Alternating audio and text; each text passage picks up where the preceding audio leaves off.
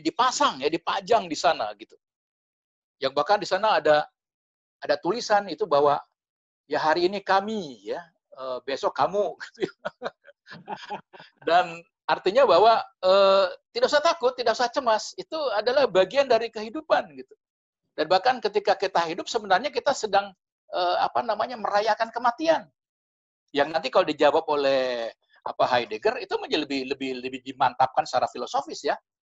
Karena mengatakan begini, bahwa sekarang ini memang ada semacam pembalikan dari refleksi yang sangat menekankan kepada hidup begitu ya.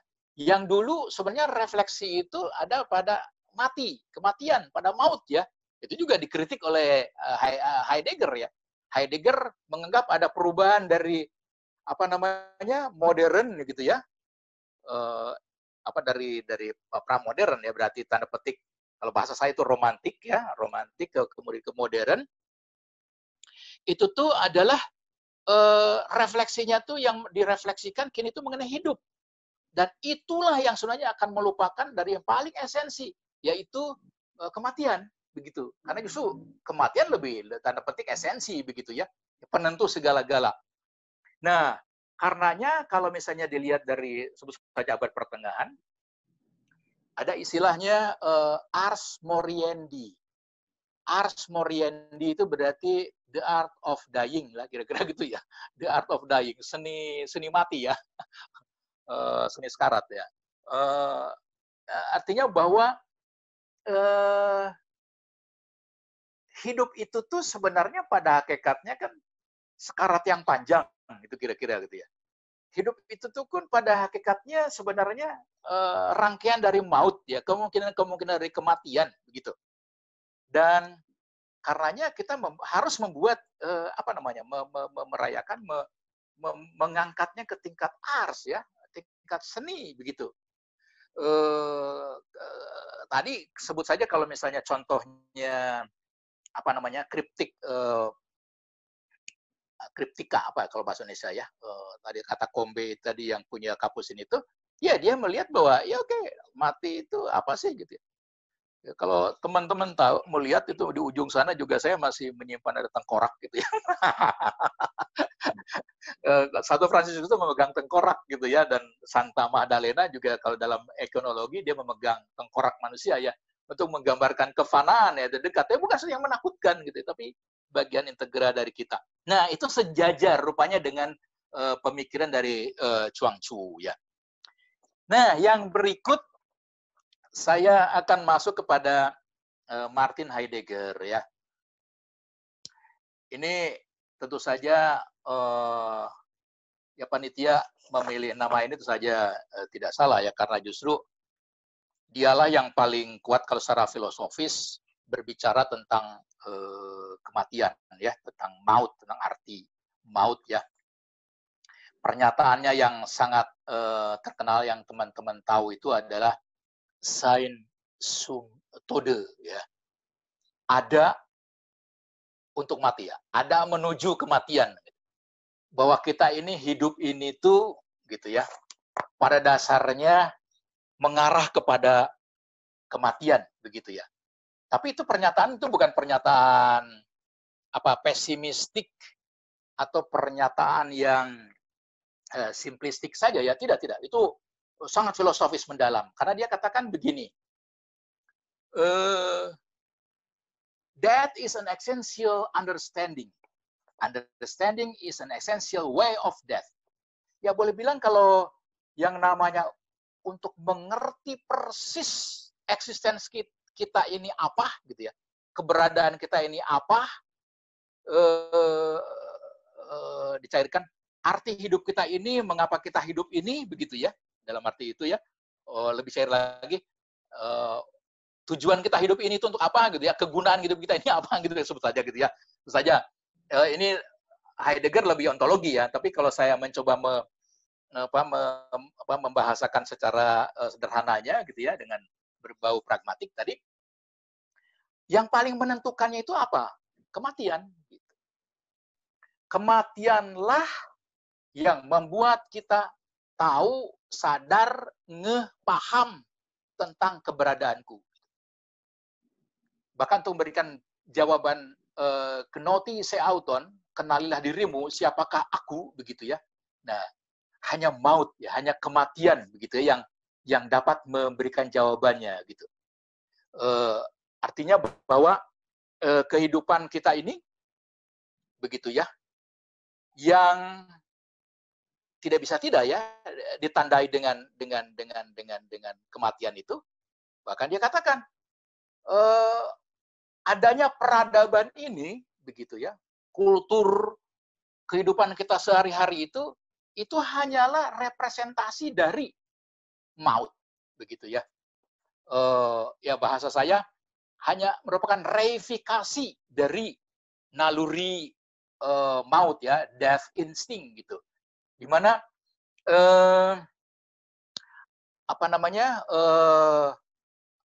mautlah yang membuat dunia ini ada, kira-kira begitu gitu ya. Kalau tidak ada maut itu tidak ada apa-apa gitu. Ya artinya sederhana saja, misalnya dunia kulinari aja gitu. Kuliner itu kan perkara apa? Mungkin perkara mengisi perut barangkali juga ada apa? Burung kalau tidak makan mati, begitu kan? Lalu juga misalnya mau peradaban yang sangat tinggi, ada piramid umpamanya. Atas nama apa piramid? Immortality, keabadian, begitu toh? Kekekalan. Bagaimana bahwa diketahui hidup ini rapuh, begitu ya, fragile dan mudah mati, maka dibuat supaya ada yang kekal, ya. Maka seni-seni, karya-karya seni apapun gitu, ya itu digambarkan sebagai representasi dari maut itu, atau karena adanya maut itu gitu. Sehingga dapat dikatakan bahwa kematian itu tuh boleh bilang menjadi nukleus ya, saripati, intipati dari kehidupan itu sendiri begitu. Tanpa itu tuh kita kehilangan arti. Begitu ya. Nah, dia mempunyai istilah, ini menarik ya, dan saya perlu menjelaskan. Dia punya istilah yang disebut dengan Eigenlichkeit ya. Lawannya Uneigenlichkeit ya. Terjemahnya kira-kira autentik. Gitu. Kan namanya autentik itu memang itu obsesinya kaum eksistensialis ya. Dan Heidegger ada di sana. Artinya eksistensialis fenomenologis dia. Tapi bahwa memang concern untuk mencari manusia yang sejati itu apa sih gitu ya, manusia yang otentik itu apa sih begitu toh. Nah, Eigenlichkeit itu tuh hanya mungkin begitu ya kalau dia ada dalam kesadaran akan tanda petik Sein zum Tode itu begitu ya. Dia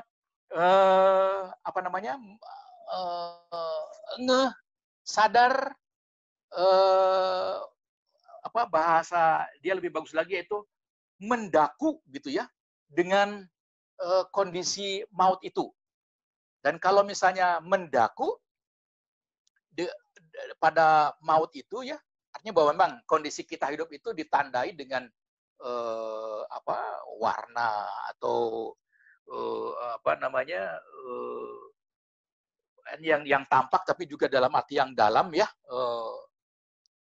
insting kita ya itu ditandainya oleh maut. Nah, kalau kita menyadari itu dan menerimanya, maka dialah yang disebut dengan orang yang autentik, orang yang original begitu ya. Karenanya dia menyebut bahwa orang-orang sekarang ini memang kayaknya hidup, tapi sebenarnya sudah mati gitu. Artinya ada dua macam mati yang dia katakan ya. Satu istilahnya Verenden dan Ableden. Yang Verenden itu artinya mati dan mati perish ya, hilang ya gitu. Sedangkan yang Ableden itu kalau bahasa Inggris demise ya. Mati secara filosofis. Nah, sekarang ini banyak orang yang mati secara filosofis gitu, Ableden. Fisiknya sih ada gitu ya. Dia bisa berjalan, tapi sebenarnya sudah mati dalam istilah Heidegger. Artinya dia dalam kondisi abladen. Karena apa? Karena dia disebut dengan Uneigenlichkeit. Jadi dia itu tadi tidak otentik ya, atau tidak, dia menyangkal tentang tanda petik insting maut itu disangkal. Orang yang menolak kematian, orang yang bersembunyi dari kematian begitu ya, dan dia barangkali juga escaping ya, mungkin menjadi tadi hedonistik begitu ya, hanya sekedar menghilangkan rasa ketakutan dari kematian. Sebenarnya orang-orang itu tuh adalah orang-orang yang tidak autentik begitu ya. Ya, lebih persisnya lagi kalau dalam istilah Heidegger adalah orang-orang yang hanya berkontemplasi akan hidup begitu ya. Ya, itu Uneigenlichkeit. Sedangkan orang yang mengkontemplasikan maut itu adalah orang yang autentik begitu. Ya, ya tidak autentik itu berarti apa? Ya tidak original ya. Eksistensinya itu ya semu, pura-pura, basa-basi ya, kelihatannya saja ya gitu ya, pseudo ya. Seakan-akan hidup sebenarnya dia tidak begitu ya.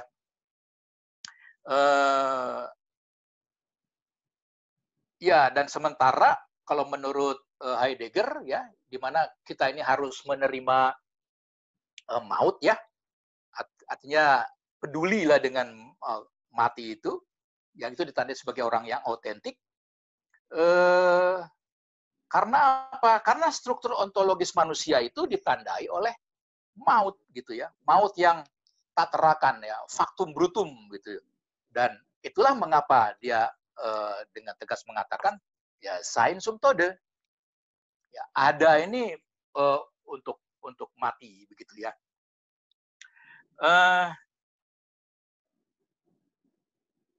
Itu ide yang besarnya ya. Nah kalau misalnya sekarang kita mencoba sedikit mengaplikasikannya ya, atau mencoba lebih memberikan penjelasan dari yang katakan tadi, maka sikap arif ya, bijaksana akan kematian itu berarti bagaimana begitu kan ya? Ya jawabannya sederhana. Bagi Heidegger, ya Heidegger itu akan mengatakan jangan ditolak, jangan disangkal begitu ya. Jangan bersembunyi ya, atau sembunyi seperti burung unta yang bersembunyi di pasir ya begitu ya. Kepalanya nyungsep begitu, tapi ini pantat gedenya ini kan kelihatan gitu. Nah itu orang yang bersembunyi pada maut itu dari maut ya berarti akan seperti itu gitu ya. Ya, jadi sikap positif akan kematian. Yaitu berarti juga tidak menipu diri ya. Tidak bersembunyi dari kenyataan gitu ya. Tadi istilahnya kalau kita ingin menjadi autentik, dan orang yang hidupnya autentik itu adalah orang yang paling bahagia ya, dia sejati ya, dia tidak menghidupi orang lain begitu ya. Dia menjadi diri sendiri sungguh-sungguh gitu, dan itu berarti orang yang kembali kepada eksistensinya yang paling fitri, yang paling sejati begitu ya. Dan Eigenlichkeit ini ya, autentik itu tadi saya menyebutnya sejajar dengan istilah Auning ya, dengan mendaku tadi pada kematian. Berarti, nah ini ya semacam aplikasi. Kalau tadi ada kisah tentang Chuang Tzu tadi ya, dengan istrinya yang mati tadi, maka ini sama. Jadi ketika kita bersikap kepada orang lain gitu ya, yang mati begitu ya. Nah, disitulah sebenarnya istilah simpatos begitu ya. Simpati, simpatia ya, simpatos. Di mana sekarang saya menjadi satu dengan orang yang menderita itu, orang yang mati itu gitu ya. Orang yang mati itu juga itu bagian dari diri saya begitu. Itu juga termasuk dalam arti rangkaian hidup pengalaman kita sehari-hari yang tak terhindarkan begitu ya, dengan mengalami kematian orang lain gitu, dan itu berarti juga bukan sesuatu yang bukan diri saya gitu ya. Kan di situ adalah ada simpatia tadi. Saya harus merangkulnya ya. Ya, kodrat manusia, nasib takdir manusia itu adalah memang maut. Ada satu istilah yang dekat dengan kata mati ini, sensum todo itu, untuk menerangkan pemikiran Heidegger tentang kematian, yaitu kata sorge. Sorge rada susah terjemahannya karena dalam bahasa Inggris disebut dengan care ya. Bahasa Latin itu cura. Curare ya. Curare itu menarik. Kata curare itu adalah artinya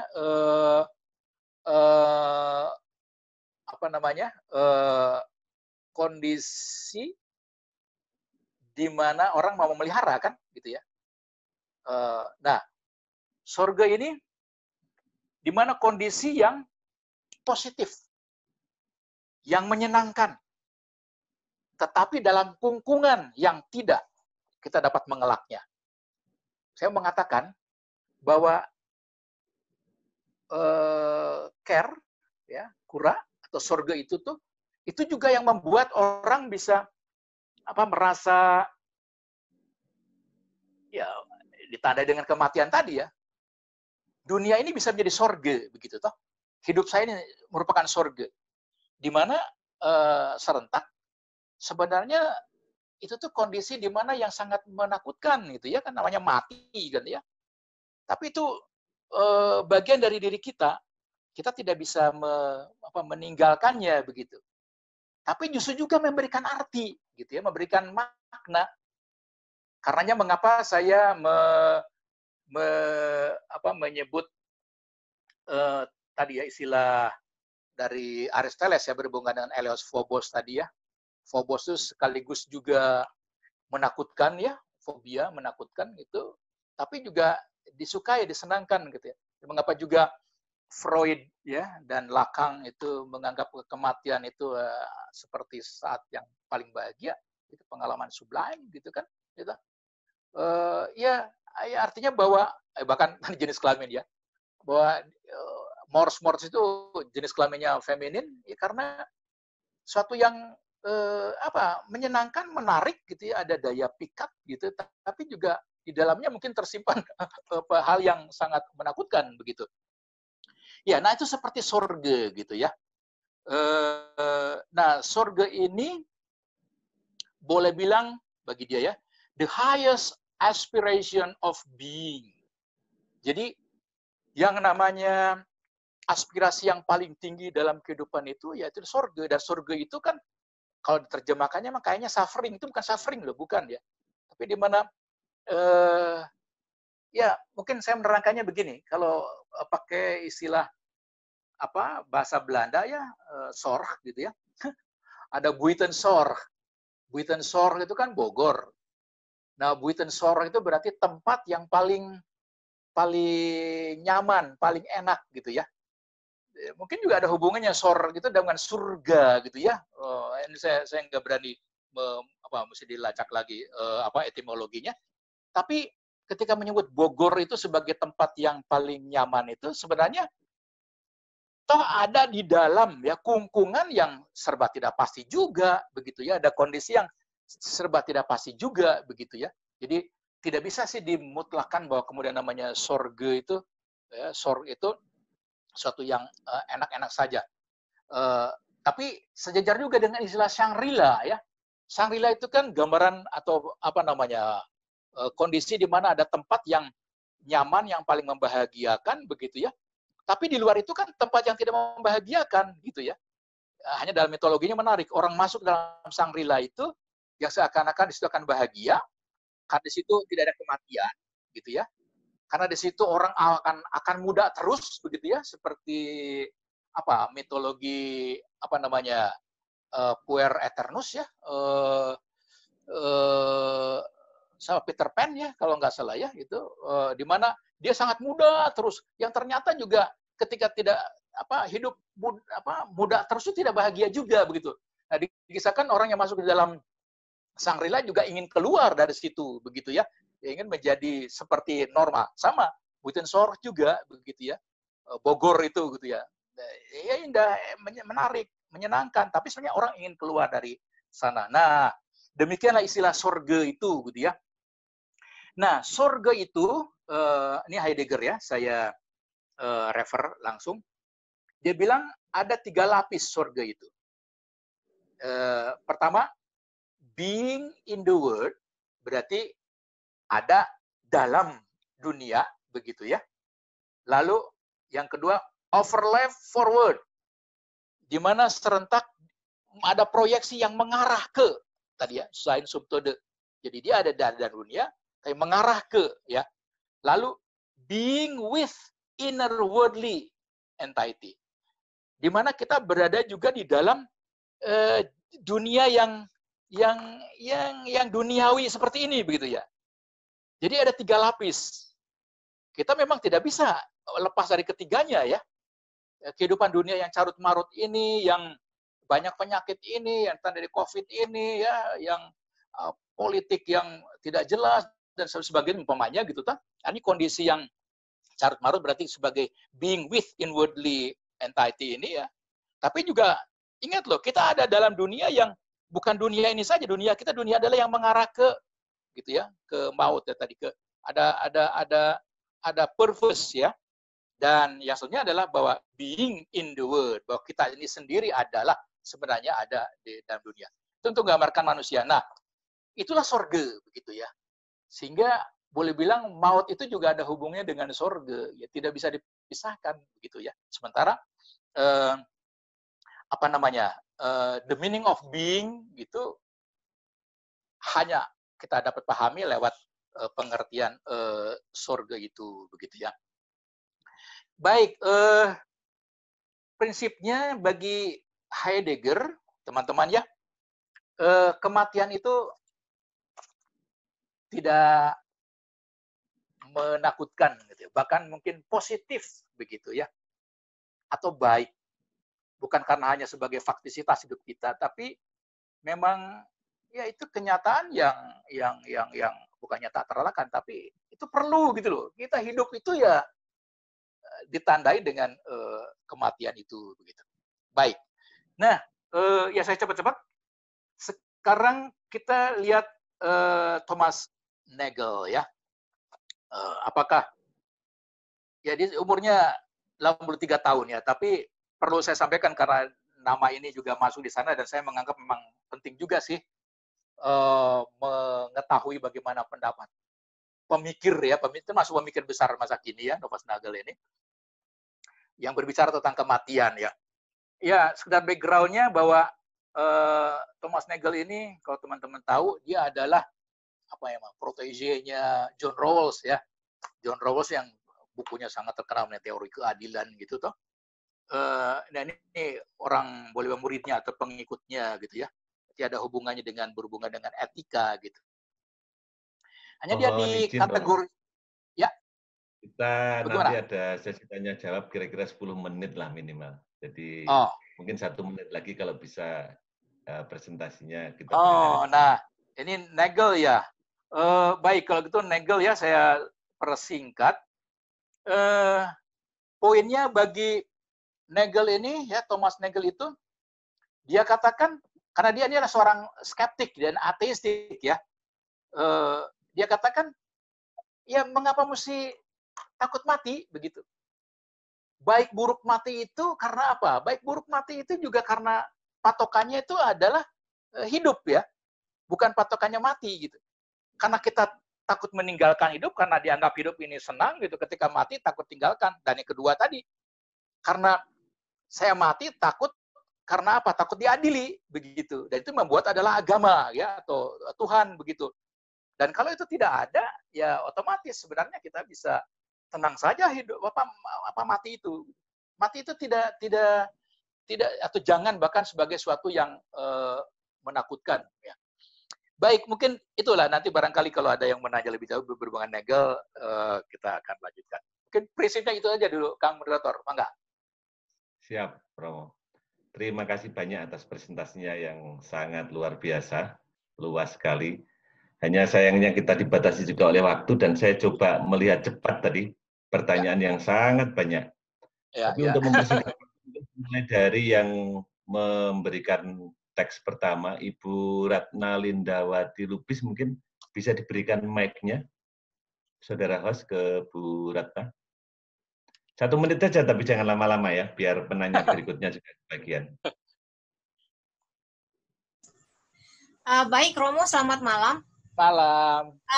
Saya pernah membaca pepatah atau kalimat bagus lah ya. Ya. Katanya begini, people behave well when they are happy. Nah, saya coba berpikir bagaimana kita menerangkan pepatah ini, karena khawatirnya kebahagiaan itu kadang-kadang dikaitkan dengan urusan perut, Romo. Artinya apa? Kalau orang perutnya udah nggak bisa diisi, dia nggak akan pernah bahagia. Begitu aja, Romo. Terima kasih. Oke, siap. Silakan dilanjutkan ke Bapak Tristam Mulyono.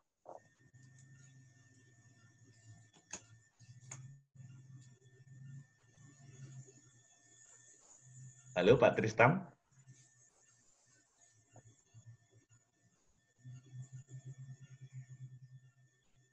Kalau Pak Tristam belum ada mic-nya, saya coba bacakan, Romo.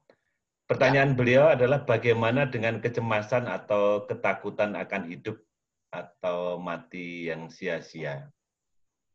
Kemudian ada penanya ketiga dari Pak Kim Si-kian. Dia menanyakan di teks, Hans Urs von Balthasar percaya Tuhan itu baik, maka neraka itu tidak ada. Apa konsep itu bisa membuat orang hidup sembrono dan berani mati atau berbuat jahat? Karena waktunya sangat terbatas, Romo, mohon kira-kira 3 pertanyaan itu dijawab dulu, ada waktu sekitar. Oke lah ya. Nah, Ibu Ratna itu tadi, makanya saya perhatikan Epikurian tadi toh, Epikuros tadi.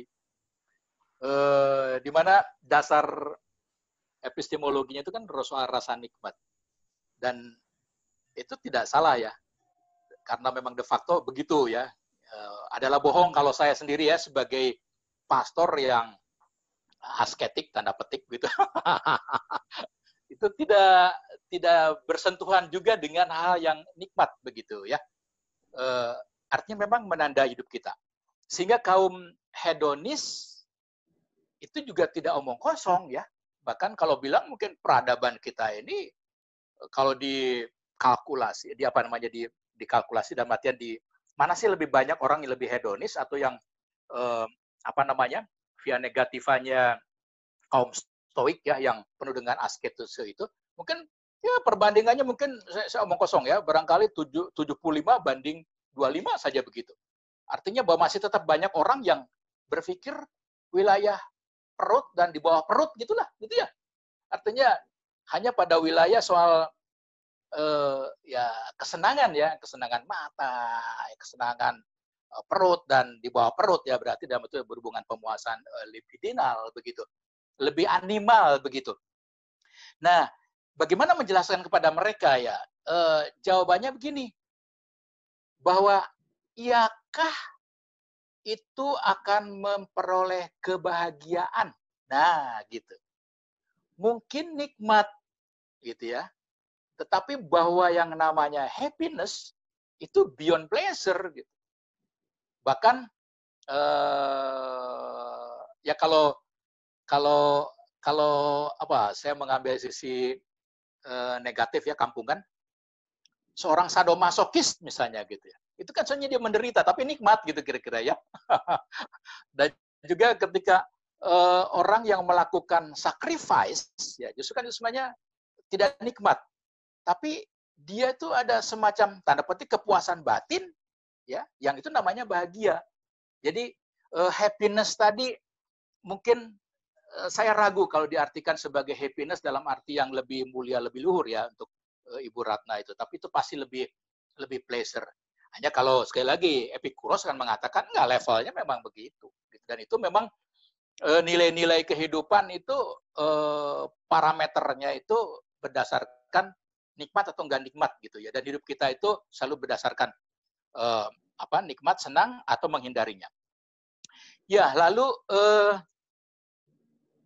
tentang kematian ya yang sia-sia. Ini berarti ada semacam kematian yang sia-sia itu seperti apa ya? Ini pasti artinya apakah ada mati yang meaningful begitu ya?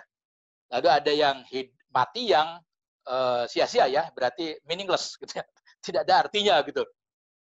Mesti diberi contoh sih, sebenarnya mati yang sia-sia itu seperti apa? Sederhananya kalau bagi saya ya, kalau orang yang dalam hidupnya dia menunjukkan nilai-nilai hidup ya yang baik ya tadi virtue, keutamaan itu ya, yang tadi gaya Stoa dan Aristoteles tadi begitu toh. Maka sebenarnya kalau dia mati dia merasa sudah do something gitu ya, sudah mengisi hidupnya dengan kebaikan begitu kan. Nah, apakah mati sia-sia misalnya karena bencana? Tiba-tiba misalnya gedung saya ini ya yang 2-3 lantai ke sana ya kemudian ambruk dan saya mati gitu ya, buruk begitu ya. Itu bisa sia-sia. Apakah berarti saya tidak sia-sia itu tidak mati berdasarkan dipersiapkan dengan baik begitu ya? Bahwa saya terencana begitu, bahwa mungkin umur saya masih muda, ini muda misalnya gitu ya, dan kemudian harusnya saya bisa masih mengisi kehidupan lebih berguna untuk orang lain, tapi kok sekarang matinya sekarang umpamanya. Nah, apakah ukurannya seperti itu gitu kan ya? Ya kalau misalnya tadi kata kuncinya kecemasan, menurut saya itu perkara sok aja beri arti begitu toh. Isilah hidup ini day by day ya secara meaningful, maka otomatis sebenarnya tidak usah cemas lagi mati. Ya mati silakan panggil kapan saja begitu. Itu kan perkara tadi petik kesiapan gitu ya. Hanya, nah ini, apakah kecemasannya ini tadi, ketakutannya mati ini karena tadi kalau saya ada mati ini nanti saya akan diadili. Dan dalam pengadilan itu saya akan masuk neraka dan saya menderita. Gitu ya. Apalagi ada istilah siksa kubur gitu ya. Sangat mengerikan gitu kan ya.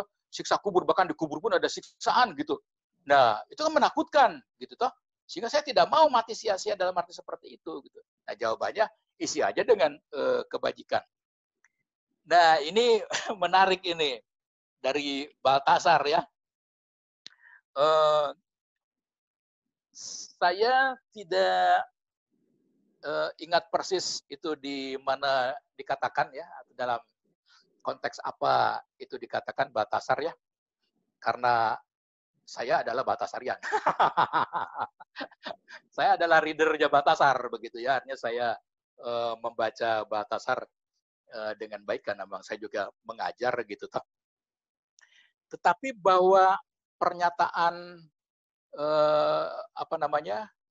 semua orang ini kalau mati akan masuk surga begitu ya. Ini ada hubungannya dengan konsep penebusan teologi ya. Sebenarnya Yesus itu sudah menebus manusia. Manusia ya, bukan hanya orang Kristen, bahkan ya, dunia ini gitu. Dan berarti Yesus itu, karena teologi, Baltasar teolog ya dalam arti itu, sudah mencabut sengat sang iblis, sengat sang maut begitu. Sehingga tidak berdaya lagi. Dengan kematiannya disalib, maka maut tidak berdaya lagi. Begitu toh. Iblis juga tidak berdaya lagi. Karenanya ketika atau sejak ya Yesus tadi menebus itu, sebenarnya dunia ini tuh adalah dunia yang sudah diselamatkan gitu. Jadi mestinya ketika mati itu akan masuk surga begitu. Dan ini bukan hanya Baltasar, kalau Bapak tadi bertanya ya, ada yang lebih eksplisit yaitu Romo Brouwer tahun 80 berapa 86 87 gitu dia khotbah di gereja mahasiswa tentang semua orang itu akan masuk surga, itu jangan cemas, jangan takut begitu toh.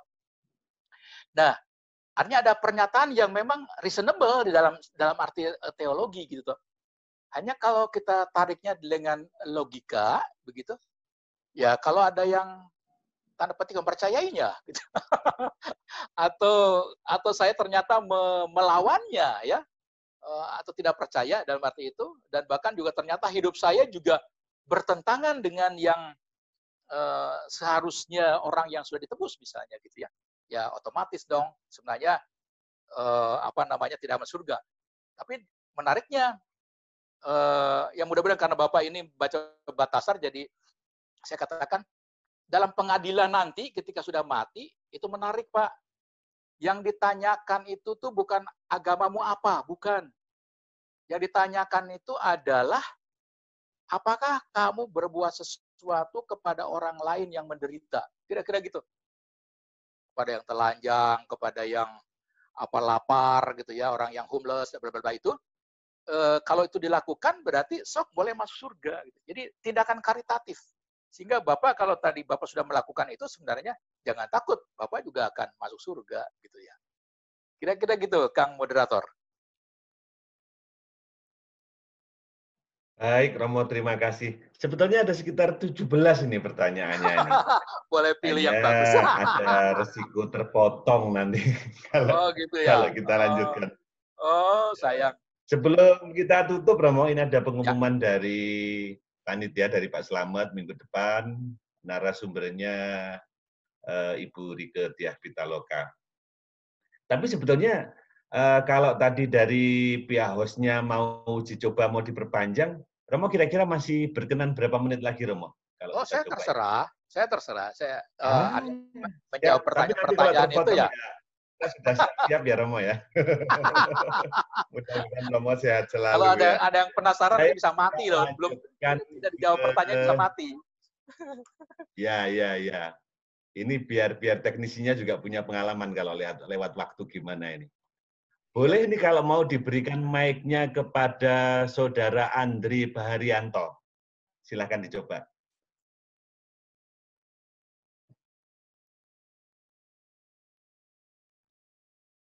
Bisa? Saudara host? Ada suaranya Pak Andri Baharianto?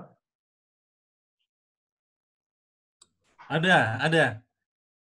Silahkan. Kedengar suara saya? Selamat malam, Romo. Halo, malam. Andre. Malam, Romo.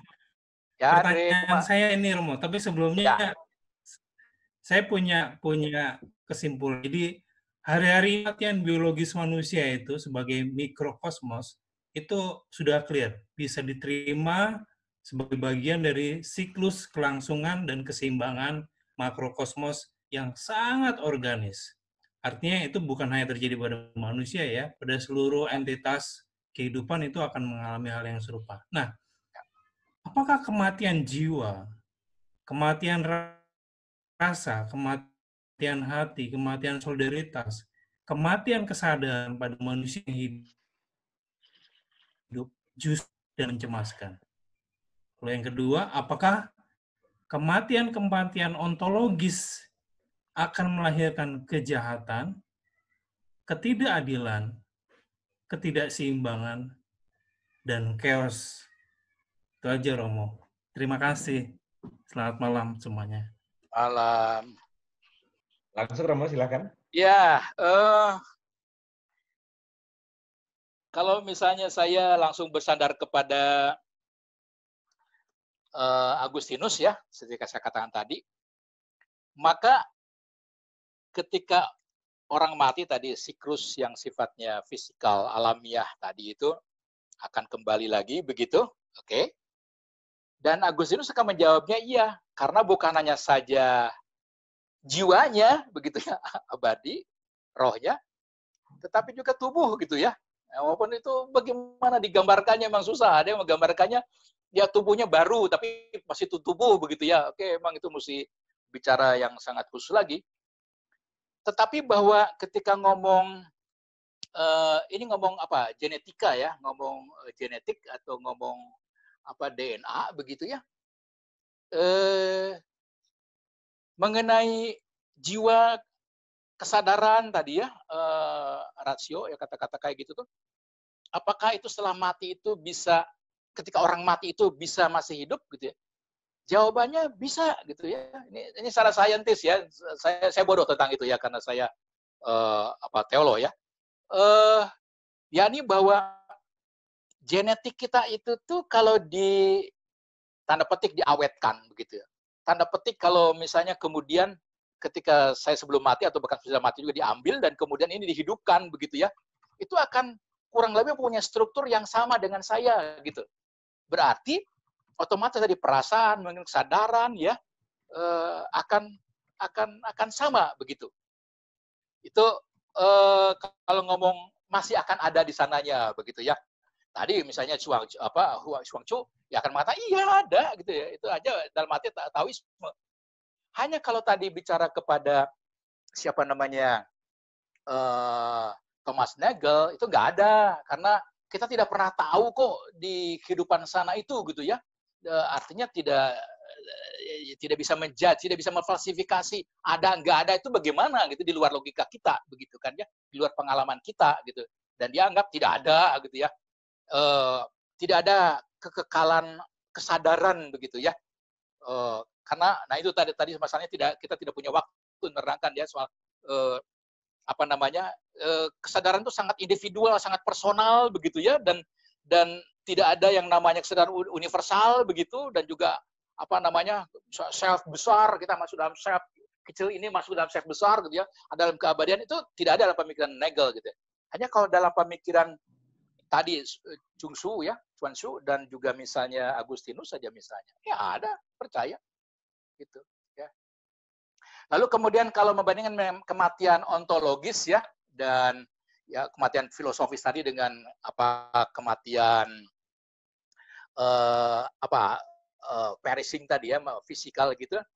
Mungkin jawabannya benar, saya setuju ya dengan Andrea bahwa kan kita ini jadi zombie sebenarnya. Orang yang mati secara filosofis itu tuh zombie ya. Dia sudah mati, dia bukan manusia gitu sebenarnya gitu. Dia kayak hidup gitu, dan itu mengerikan. Itu melampaui binatang gitu ya. Binatang aja barangkali bisa takut gitu. Kalau kita takut-takutin gitu. Kalau manusia ini enggak gitu. Makanya saya berpikir kalau dalam artian ini ngomong sosial politik ya orang-orang korupsi gitu. Itu bisa jadi karena orang-orangnya sudah mati secara ontologis ya, istilah Andreas tadi gitu ya. Artinya masuk akal gitu. Dan ini banyak sekarang gitu. Jadi chaosnya dunia ini, kekacauan ini itu terjadi karena memang orang-orang sudah mati secara ontologis. I think so. Setuju, Andre? Gitu, Kang. Baik, terima kasih Romo. Satu pertanyaan lagi lah ya. Ini kasihan, ini penasaran sepertinya. Coba kita berikan ke Pak Toba Muara Aritonang ini. Silakan Pak Toba, mic-nya bisa bunyi. Iya, Romo. Saya ingin tanyakan begini, Romo. Kita kan merefleksikan kematian karena kita masih hidup ya. Itu saya pengandaian dasarnya begitu. Ya. Jadi saya ingin membaca apa yang ditulis oleh Albert Camus sebenarnya. Jadi bagaimana kita melihat absurditas kematian orang-orang banyak itu dengan kehidupan yang otentik begitu. Kira-kira begitu, Romo. Terima kasih. Iya.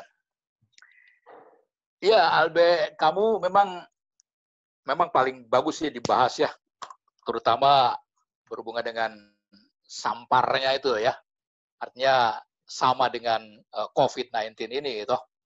Artinya kondisi wabah yang dihadapi manusia, yang manusia tidak berdaya dalam kondisi seperti itu ya. Dan di dalam lapes itu ya, sampar itu memang menjadi menarik tadi kalau untuk menanyakan berhubungan dengan yang autentik, hidup yang autentik itu ya. Artinya mempertanyakan kita yang hidup ya.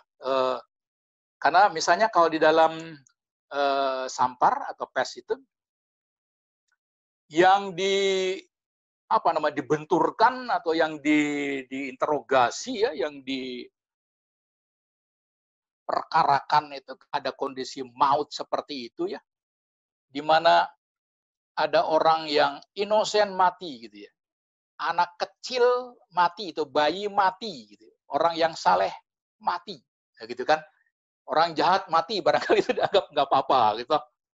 Dan di situ kemudian kan dipertanyakannya adalah kemana Allah gitu misalnya ya. Mengapa Allah tidak berbuat sesuatu kepada kondisi seperti itu begitu.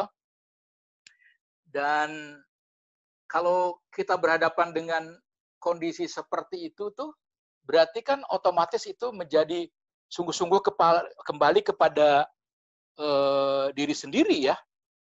Artinya bahwa kali ini ketika Tuhan aja tidak berdaya dan kita berhadapan dengan mati gitu ya. Apakah ini natural begitu toh, alamiah saja? Atau ini justru adalah tanda petik kebodohan manusia, kelalaian manusia gitu toh? Atau ini kutukan, umpamanya diartikan seperti itu gitu toh. Mengapa mengutuk? Karena dia dikutuk juga itu orang yang tidak berdosa gitu toh. Nah, dalam kondisi ketika kita berhadapan dengan absurditas seperti ini, begitu ya, kita kan akan bertanya, kalau begitu sebenarnya apa itu nilai-nilai, begitu kan, nilai-nilai religiositas, ya, kesalehan, gitu kan, ketakwaan, itu apa itu, gitu ya, ternyata tidak mampu mengubah kondisi, toh?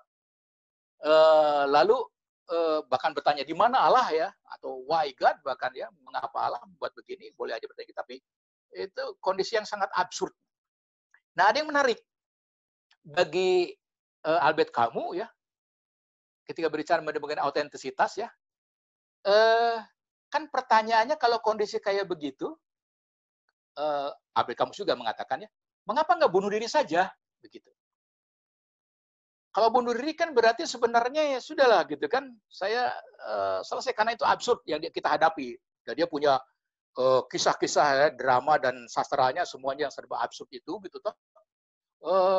Mengapa kita tidak mengakhiri juga hidup kita kalau kita menghadapi hidup yang absurd gitu ya? Nah, dia katakan tidak. Justru kalau kita suicide, bunuh diri, berarti kita sebenarnya mengafirmasi absurditas itu, begitu ya. Justru kita harus melawan, begitu ya, melawan absurditas itu.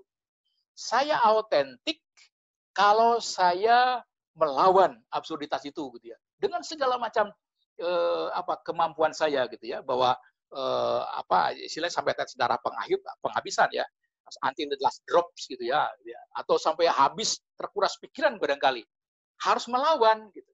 Bahwa kita kalah oke, lain soal, tapi nilainya, value-nya adalah melawannya itu gitu. Istilahnya deficitio ergo sum. Saya memberontak begitu ya, maka saya ada.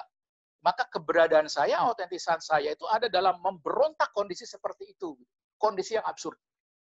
Bahkan ya itu tadi sastra ya, itu adalah pemikiran Albert Camus ya.